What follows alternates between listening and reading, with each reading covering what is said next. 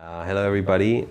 It's a real pleasure to be here with Nigel Higgins, who's the managing partner of Rothschild's, the bank. He's come from London and he's spending the day with SRI talking about a number of things from Brexit to the future of the financial industry. And so thank you for finding the time to be here and to do this. So my first question is about Brexit. This has been, of course, in the press all over the place. And you happen to work in one of the sectors that is sort of the focus of the impact of Brexit on the British economy. That might be one of the metrics of the impact of this will be how affected the financial services industry in London in particular is because of Brexit. So what's your assessment of the negotiations so far and the impact that this can have on the financial sector moving forward? Good question. I wish one knew with more certainty how things were going to pan out. I think we're clearer on some of the things that are unlikely to work than we are on those that are going to work. We know that passporting, which was widely talked about as a solution to the problems of the financial services industry post-Brexit, is probably not going to be an available solution. And passporting is basically the right that British banks now have to operate across... That any bank has to operate across the EU if it is licensed in one of the EU member states. Right. We know that one of the good things about the debate over the last year or so is that people, and one assumes this includes the regulators and the administrators, are much clearer about the monumentality of some of the problems that are facing, and these are not just in banking. There are plenty of cross-border insurance contracts which will be affected by Brexit. There are questions for the fund management industry, and there are, of course, well-discussed debates which perhaps are actually not as fundamentally problematic as some of the others around topics such as euro derivatives clearing and the like. So the problems are now clearly on the table. The solutions are unclear. I think that one has to have confidence that politicians, regulators, administrators will solve the practicalities of the implications of Brexit. And I think one of the happy byproducts of all of this might be a slightly diminished contribution of, or concentration of, financial services in London relative to the rest of Europe. I'm not sure that London necessarily has a divine right to quite the market shares that it enjoys at the moment, and it was almost inevitable that there would be pressure to distribute financial activity a little bit more broadly around Europe, which Brexit will probably accelerate. But a little bit more broadly, so you don't see Brexit as being catastrophic for the financial sector in the UK, or some of the predictions that were made that actually losing passporting would be a real blow to the financial sector in the UK?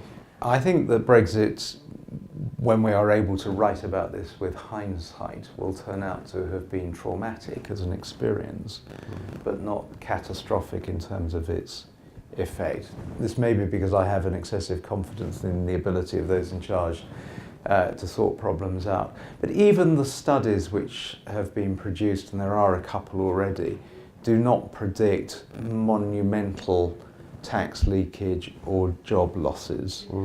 And it's quite possible that some of the redistribution of jobs that might occur on the back of Brexit would have happened anyway. A related question, and then we switch topic, but on the talent issue, which the financial sector very much lives off. I mean, this idea that you gather financial talent within this very important industry within the UK. Are you concerned about the impact of Brexit and your capacity to hire the right type of people, bring them to London? Is that a concern for you at all? Or? I think that the government is going to want to keep one of the defining positives of Britain alive, and that is that we are a good open place for people of talent to come and work. We're cosmopolitan. I think it is.